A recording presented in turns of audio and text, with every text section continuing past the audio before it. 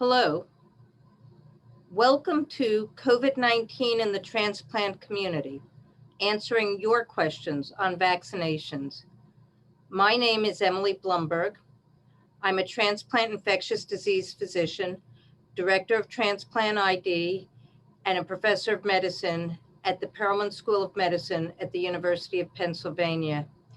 It's my pleasure today to be joined by an outstanding panel of experts talking to you about COVID-19 and vaccinations and how to stay safe now at this part of the pandemic. I think it would be good to start with reviewing where we are now in terms of what's going on with the pandemic. Basically, as you can see here, if we look back to last February of 2020, we've gone through several waves of cases of COVID-19 with our peak this past winter. Currently, case numbers are much lower than they were at that point. And overall, when we look at how we're doing, we see far fewer people are actually becoming infected, being hospitalized, and most importantly, dying from COVID-19.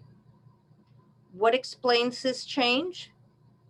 On the next slide, you'll be able to see that COVID-19 rates are dropping throughout different parts of the United States at different rates. And this clearly has its root in vaccination. As of July 14th, 2021, over 160 million doses of COVID vaccine have been administered throughout the United States. But what you can see here is the darker areas show areas where there have been many more vaccines, and the lighter areas show areas of the country where vaccine use is much lower. And if we were to superimpose the actual numbers of cases, what you can see is that the major thing that has caused this drop in cases in parts of the country is the utilization and the deployment of the COVID-19 vaccine. So it's clear that our future, it looks very different from our past. And the main thing that's changed are vaccinations, decreasing the rates of COVID in those areas of the country where they're most heavily deployed. So let's talk a little bit about the vaccines. To start that discussion, we'll be joined by Dr. Ruth Adekunle, who's an assistant professor of medicine at the Medical University of South Carolina and the Ralph H. Johnson VA Medical Center in Charleston, South Carolina. Dr. Adekunle is a clinical expert in infection in the immunosuppressed hosts and works closely with transplant patients and people undergoing evaluation for transplantation. And she will be joining us today to start our discussion about COVID-19 vaccination. Thanks, Ruth. Thank you, Emily. And so what vaccines are currently available? So in the United States, we're very familiar with the fact that Pfizer, Moderna, and Johnson & Johnson have received emergency use authorization. And in Canada, in addition to Pfizer, Moderna, and Johnson & Johnson, AstraZeneca is also available for use. In Mexico and Central America, I've listed here the accumulation of vaccines that are available. To note though, not every single one of these vaccines are available in every country, but this is just generally which ones are potentially available to you in these countries. And on the next slide, I will discuss the efficacy of vaccination. What we know is that the vaccines have been very effective in preventing COVID-19. In the adult population, Pfizer in studies were noted to be about 95% effective, and Moderna very close behind at 94% effective. For Johnson & Johnson, a slightly lower efficacy at 63%. And these are in patients who have not had prior COVID-19 infection.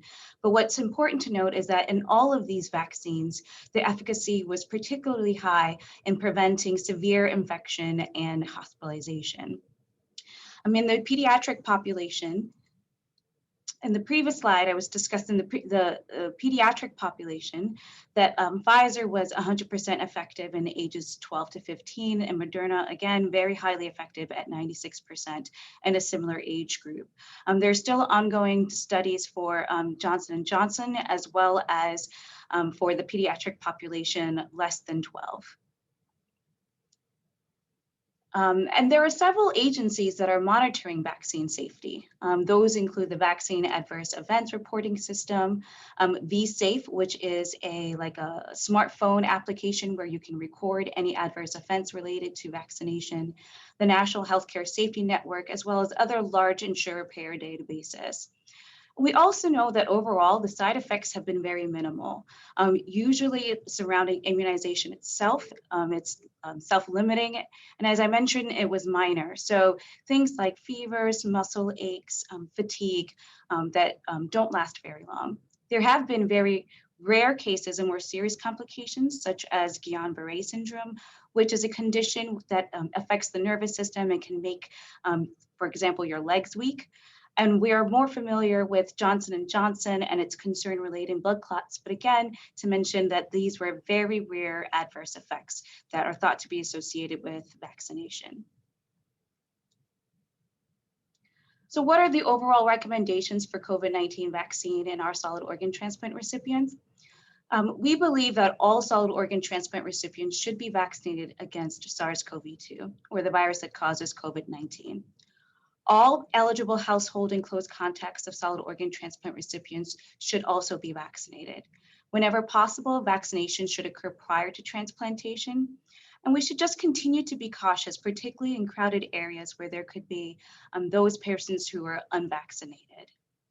And so now I'm going to welcome back Emily, our moderator, to continue the presentation. Thanks very much, Ruth. It's really good to know how effective these vaccines are, especially at preventing patients from getting sick and hospitalized, and most importantly, preventing deaths in patients who've been vaccinated with any of these approved vaccines. So now I'd like to welcome our next speaker, Daryle Blackstock, who's the Director of Clinical Transplant Operations at NewYork-Presbyterian Transplant in New York City. Daryle previously served as the Chief Transplant Physician Assistant and is an established surgical physician assistant with vast experience in solid organ transplantation. Today, he's going to be talking to us about a lot of the myths that are circulating about COVID-19 vaccine and where the truth really does lie. Thanks, Daryle. Thank you so much, Emily. So just looking at our next slide, we're going to talk about some of the myths of the COVID-19 vaccine. And I'll just share with the group that I've been fortunate to participate with the Daryle Center for Health Justice here at New York Presbyterian on the Speakers Bureau, talking to many different groups with varied backgrounds about COVID-19 as well as the COVID-19 vaccine. And one of the basic approaches that we take and that I take is to meet the patient, to meet the individual where they are in their decision making. We may have heard the term hesitancy, vaccine hesitancy. I like to think of it as you're thinking about it, you're deliberating, and everybody has that option. So in meeting with the different groups, here are some of the myths that we've heard, that it's not safe because the vaccine was developed too quickly. Of course, there are tons of concerns about that the vaccine itself causes infertility, that COVID-19, the vaccine will change my DNA, that I can get COVID-19 from the vaccine itself. Some that I've heard more often than not is that the vaccine, this mRNA technology, will turn me into a 5G antenna. I've heard that so many times. And some say, listen, I've already had COVID-19, so I don't need to get the vaccine. And then, following up with the antenna, the 5G antenna, they're saying, there are microchips, associated with this vaccine because we're using this mRNA technology. So in our next slide, let's tease this out just a little bit more. What's fact versus fiction? So let's talk about the antenna. Where did that come from? How will I be turned into a 5G antenna? We're hearing so much about nanoparticles and how we developed this technology was used to develop this vaccine. And folks, when they think about nanoparticles, some people even go back to Star Trek or into what they're hearing on the news about little micro robots being injected and they're doing their job. Well, not really, right? That's not what happens. Nanotechnology just simply means that we use really small bubbles. If you think, we wrapped messages inside of it, we injected it into our arms and it goes into the cell and it delivers the message on this is what you need to develop an antibody towards. And so it's just the technology. And once it does its job, the body eliminates it. All right, so that's the truth with how nanoparticle technology is used to develop this vaccine. Let's talk about infertility. Pregnant women have received the vaccine during the trials. They were unknown at the time. They didn't know they were pregnant. And guess what? Women got pregnant during the trials. And all the data have shown that there's been no issues with causing infertility. And in fact, a lot of the OBGYN, the obstetrics communities, they endorse the use of this vaccine. So let's go on to the next one. I've already had COVID-19. Well, that's natural immunity. What we know is that that natural immunity doesn't last. And the immunity from the vaccine is showing to last longer. So even though you've already had COVID-19, we're still saying, yes, you should receive the vaccine. And then, well, COVID-19 vaccine, it causes us to catch the virus. No, it doesn't. Because the vaccines that we're using, the mRNA technology, only delivers a piece of the information that says, look, this is what you should look out for. It doesn't actually deliver the virus itself. Well, it changes my DNA. Well, the truth is that it's an mRNA. It sits outside of the nucleus, the center of the cell where the DNA lives. It doesn't go into the nucleus. So it doesn't affect the DNA whatsoever. It's a messenger RNA. It delivers the message outside of the nucleus, doesn't touch the DNA, so it will not affect the DNA. And then what if I have allergies? I have severe allergies. I should not take the vaccine. Well, that's not true. We know that there's specific areas or specific components of the vaccine that if you're allergic to, then you should consult and take extra precaution. But I can tell you that I myself have severe allergies. I sat there with my EpiPen, took the vaccine without an issue. So many of our colleagues and others throughout the world have done that with very little allergic reactions. So let's move on to the next slide. And let's talk about, I can just wait since everyone else is getting the vaccine, right? Why do I need to get the vaccine? Well, we know that the vaccine is very effective against the Delta strain that we're hearing about and so many other strains that are going to be coming in. So I would advise you not to wait. And as our colleagues on this panel will show and have talked to you about, that we're seeing that there's an uptick in the Delta strain with amongst people who have not been vaccinated. So no, don't wait. You should get the vaccine. And not everyone is getting the vaccine. So why should I? Well, because those who are unvaccinated, we see that they're now contracting COVID-19. And so in all, there's a race against COVID-19 and the vaccine is helping. We see that. Thank you. Emily, back to you. Great, thank you so much. So there's a lot about COVID-19 vaccine that really is not true. And I think it's good that you've helped us dispel these myths, Daryle, and remind us how important and effective the vaccine really is. So let's learn a little bit more about the vaccine from our next speaker. Adam Diamond, after completing his Doctor of Pharmacy in Philadelphia College of Pharmacy, has been specializing in the area of solid organ transplant and works as a transplant pharmacist at Temple University Hospital in Philadelphia in the areas of abdominal organ transplant. At Temple, he cares for kidney, liver, and pancreas transplant recipients in a very busy transplant center. And so today, Adam's going to tell us a little bit more about how we know if the vaccine is working. So thanks, Adam. Thank you, Emily, for that introduction, and thank you to the Society for having me today to speak. I think one of the most important topics that we all feel passionate about on this panel today is really how do we explain to our transplant recipients, how the COVID-19 vaccine works. And I think one of the scary parts that I do convey to a lot of the patients that I interact with, whether they're post-transplant or coming in for evaluation for transplant, is we really kind of don't know 100% if the vaccine is working after it has been administered, because it is very difficult to tell based on certain blood tests, which I'll talk about in a second. But the most important thing to recognize is that in clinical studies, the outcomes to really evaluate how effective the COVID-19 vaccine is by looking at how many people contract the infection and how sick they get after vaccination. And the positive news in the general population is that the vaccines appear to be very effective, as it was outlined in the first couple of slides. It may feel unsettling to know that there isn't one single blood test that can tell us if you're immune to COVID-19 after vaccination. However, some of these blood tests do exist, but they're not the only way to really determine immunity after vaccination. If you look in the center of the slide, I bold and underlined in one particular statement surrounding antibody testing, especially after transplant. And we'll talk about why that has become an area of interest. But routine antibody testing, checking to see if antibodies develop from the vaccine after you've received both doses, if you've received Pfizer or Moderna or the single dose Johnson & Johnson vaccine, is not recommended by some governing organizations, the Food and Drug Administration, as well as the American Society of Transplantation.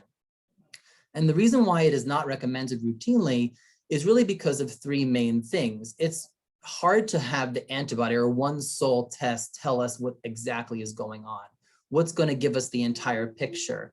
And the reason why that is the case is because by checking antibodies, we really don't know what the true level of antibody that is needed to confer immunity or provide enough immunity to COVID-19, as well as the fact that many different labs or laboratory agencies that perform these antibody tests, there could be variation amongst their results, depending on how long after the person's been vaccinated, what other medications that they're on, which we'll get to in a second, may affect their response to the vaccine, et cetera. So knowing about in the lab being a problem and generally what level of antibody you need to achieve not being well known is reason why we'd say to avoid routine antibody testing after the vaccine.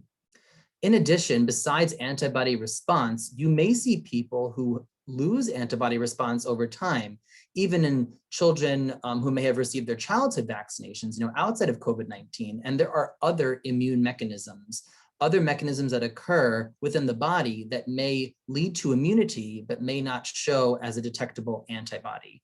And those, unfortunately, are not really reliably measured through a blood test, which again is unsettling to say, but we do know some things about the COVID-19 vaccine after transplant.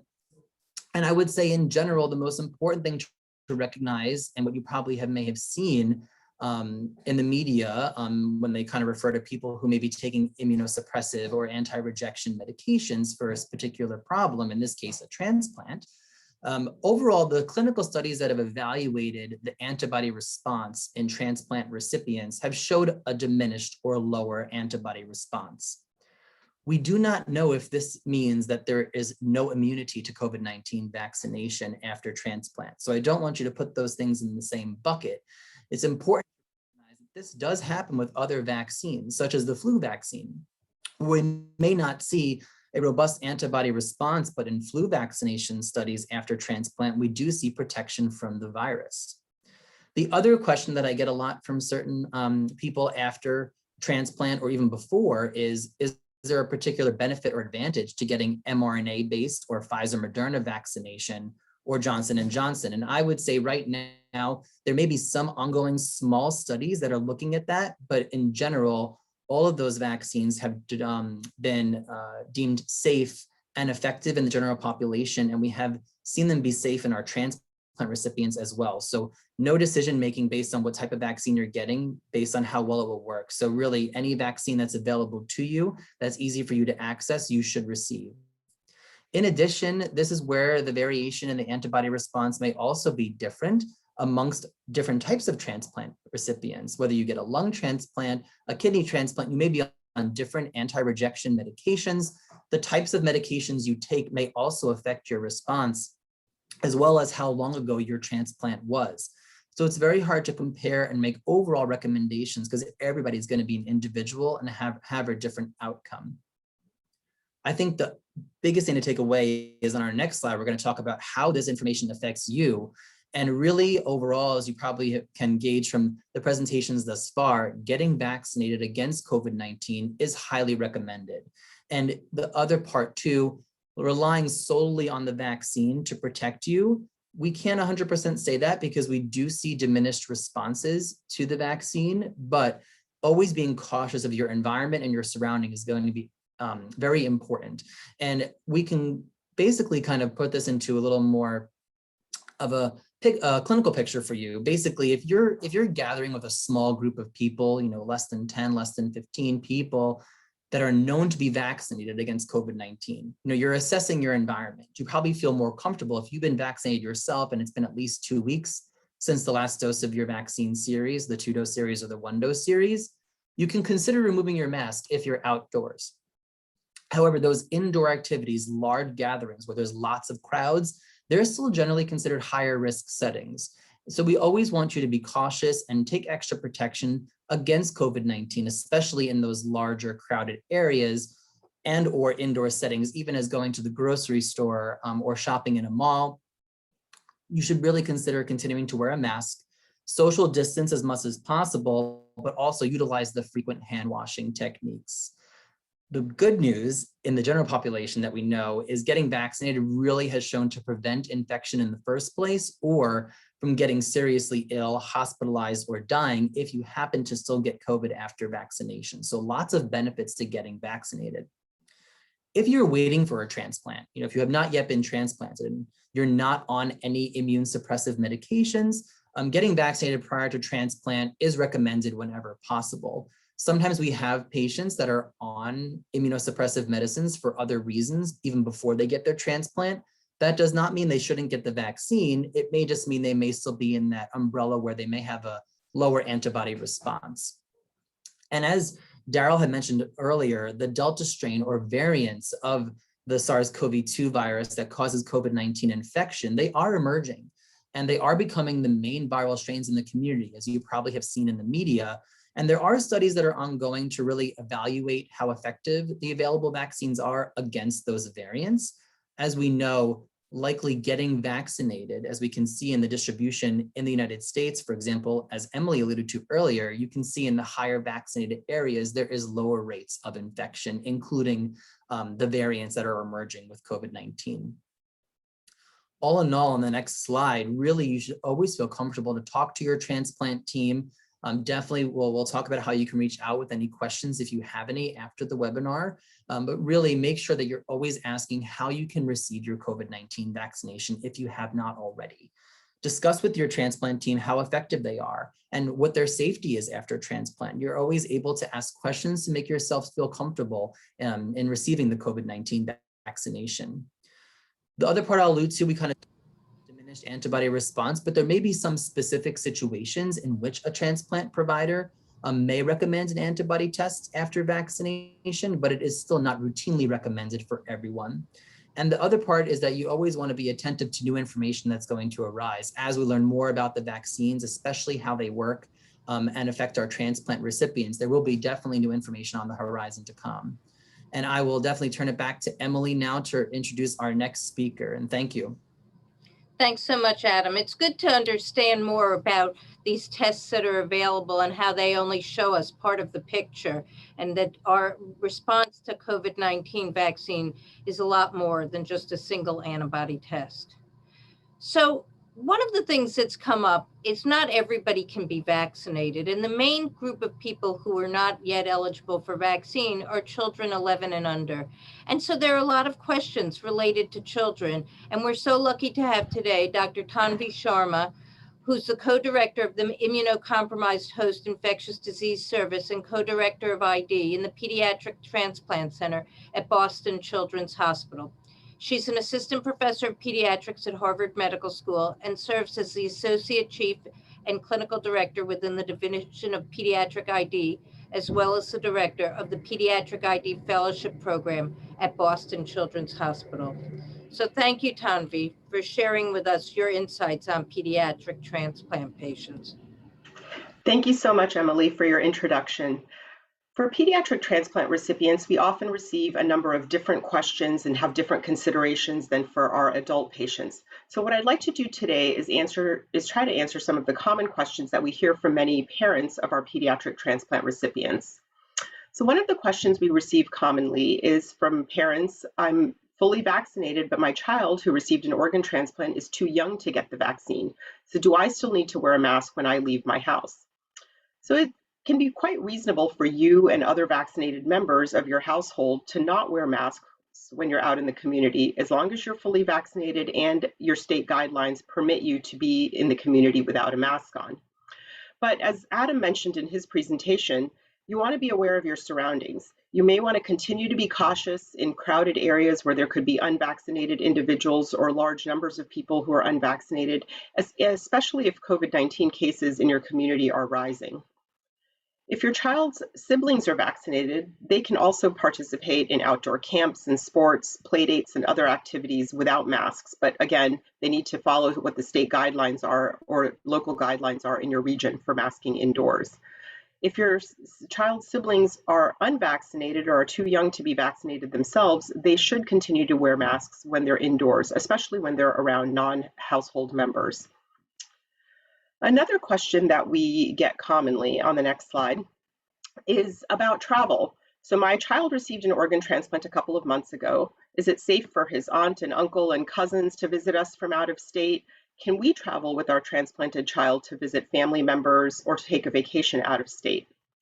So we do recommend that children who've been recently transplanted should avoid contact for at least 14 days with individuals who've traveled recently if the traveler is unvaccinated, or if the traveler is coming from an international location, regardless of COVID-19 testing. But if the visitors to your home are fully vaccinated, including the younger cousins, then no specific precautions are needed. We do encourage you to follow hand hygiene and other similar kinds of precautions, but no isolation or quarantine is needed. Domestic travel for your family can also be reasonable as long as you're continuing to adhere to whatever precautions are in place for the travel itself, for example, on the airlines, in the airport terminals and on the flight, and the destination you're traveling to generally has low COVID-19 rates. It would be really important to ensure that the family members that you're going to be seeing are fully vaccinated themselves, especially if you'll be staying in their home. When you're traveling on vacation, there are some things that you can do to try to lower your risk of exposure to COVID. So for example, if you're able to rent a private home through like a home rental program, that would be great. But if you're in a situation where you do need to stay in a hotel, then we would recommend that you avoid high traffic common areas like the hotel lobbies, if there are congested elevators, or if you're on a pool deck where there are lots of crowds during peak swimming hours. So there are ways that you can safely travel, and we encourage you and your child to be able to travel, but there are some precautions that you can take to make travel as safe as possible. Another question that is now coming up more recently, given that the CDC has changed their guidance for fully vaccinated children, is the question of schools and masking. So the CDC has said that fully vaccinated children may not have to wear masks in school any longer, but should my child who's received an organ transplant continue to wear a mask anyway? So this is a question where we anticipate we will have much more specific information as states and school districts look at the guidance from the CDC and make their decisions about what they plan to do for the fall. So once we have this information, we'll be able to much more readily answer this question for you. But for now, we're continuing to recommend that transplant recipients do wear their mask when they're around others indoors, even if your child is fully vaccinated. And as has been discussed in this seminar, we just don't know the level of immune responses that your child will have, even if they're fully vaccinated in the setting of transplantation. It might be reasonable for your child to not wear a mask outdoors, such as at recess, if your child and others around them are fully vaccinated and the COVID-19 rates in your community are low. But we would encourage everyone to talk to your transplant teams and keep in close communication with them, because your teams will certainly be able to better guide you as more specific recommendations around schools and masking are available from each state and community. And in the next few weeks prior to the start of school, many of those plans will be better in place and more readily available for you to learn about. So we continue to encourage you to have as many conversations as you need to with your transplant team to ensure that you feel safe with your child going back to school. There are a number of other questions that our pediatric parents of pediatric transplant recipients have, and all of those questions should always be directed to your transplant team. We're here to help you and here to answer those questions.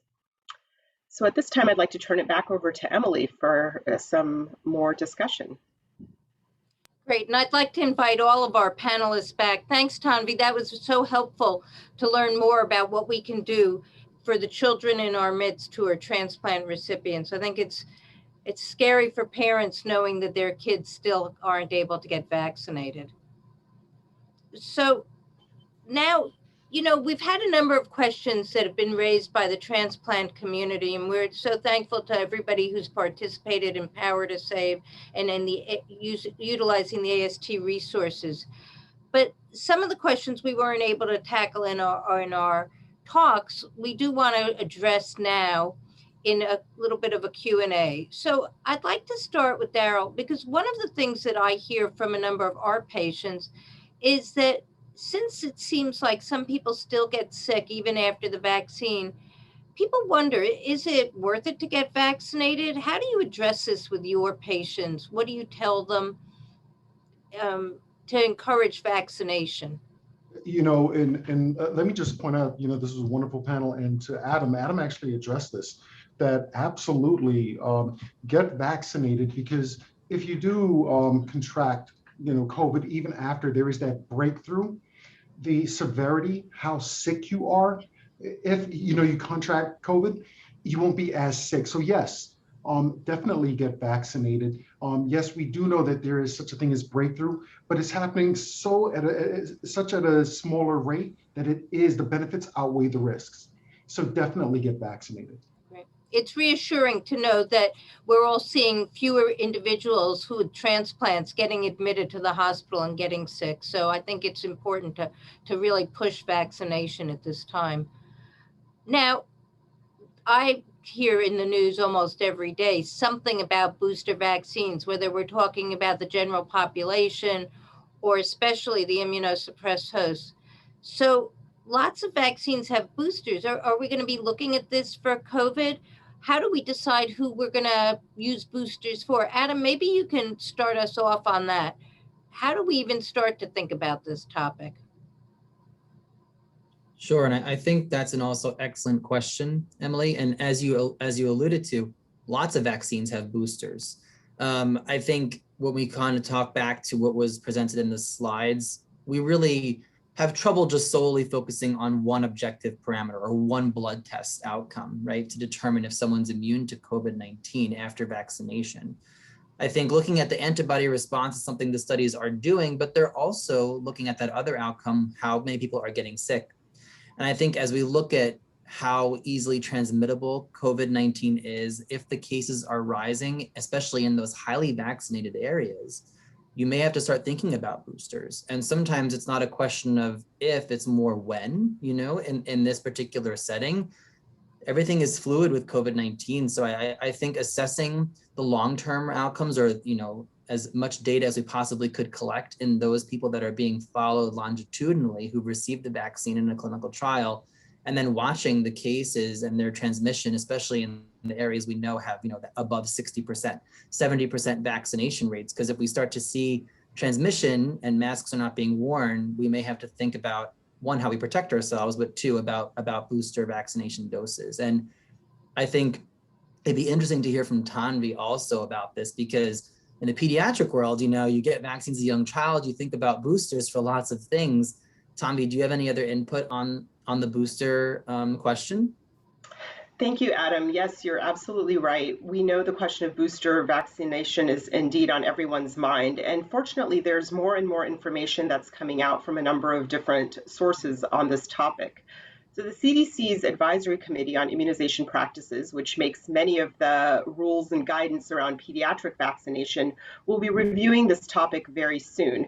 And we'll be reviewing all of the data that's coming from other countries, from research studies, to look at whether boosters will actually be effective and safe for our transplant population. Great. So we're going to learn a lot more. Right now, I guess it's important for us to note that boosters are not part of the current emergency use authorization. So technically speaking, in the United States, we don't really have a way to give booster vaccines. But I think we'll learn a lot more about this, both from the research elsewhere, as well as from what the advisory committee lets us know in the coming days to weeks. So more to come on this for sure. So in the interim, though, it really does seem like things are opening up a lot. I know that many of our patients are being invited to celebrations that were delayed at the height of the pandemic, and many of them are really eager to go finally celebrate weddings or other family events. So Ruth, I bet you're getting these questions a lot too. How are you advising your patients to be part of the celebration, or can they be part of the celebration? Yeah, great question. I mean, first, isn't it like an amazing place to be that we're discussing going out and being part of a celebration? It's just, we've come a really long way. So it's just great to be having this discussion. I think that we've covered some aspects of this in Adam and Tommy's presentation. When we're, outside and you're fully vaccinated and you're at an event where it sounds like the vast majority of people are vaccinated, it's probably safe to A, attend, and B, to attend without a mask. If you know that the celebration is going to be indoors, it's still recommended to continue to be cautious, to wear your mask and try to stay 3 to 6 feet away from people. But right now, it seems that overall we can attend these, celebrations and events that have unfortunately been delayed, and still be able to enjoy time with family members. Great. So outdoors better than indoors, masking when you're close indoors. Absolutely. And hopefully we should all be encouraging our family, friends, and everybody we know to get vaccinated. I think it's hard to imagine any of us having a day go by that we haven't tried to talk more and more people into vaccination. This has been an exciting time in ID for sure to both see some real advances in such a short period of time that have quelled a pandemic. So vaccine is definitely our way out for the future. So I want to take this opportunity on behalf of the American Society of Transplantation and Power2Save to thank this great group of panelists, Ruth Adekunle, Daryle Blackstock, Adam Diamond, and Tanvi Sharma. We so appreciate your expertise and your time spent with us today. Some of you may have more questions after this webinar, and in fact, I think we all continue to have questions because the world of COVID changes so rapidly. At the American Society of Transplantation and Power2Save, we are very happy to try to address your questions. And please feel free to send us your emails and comments on the Power2Save website. We're always eager to provide information, and we keep trying to stay up to date in all of our publications and things that we post on the website. So check back frequently because we are constantly reviewing what's out there. And as things change, we'll continue to update the resources. I want to thank the AST staff, Brian Valeria, Kiana Pulley, and Amber Nolan for their help putting this webinar together. And we want to wish you all a good day and stay safe. And please remember to get vaccinated and have everybody in your life get vaccinated. Thanks so much.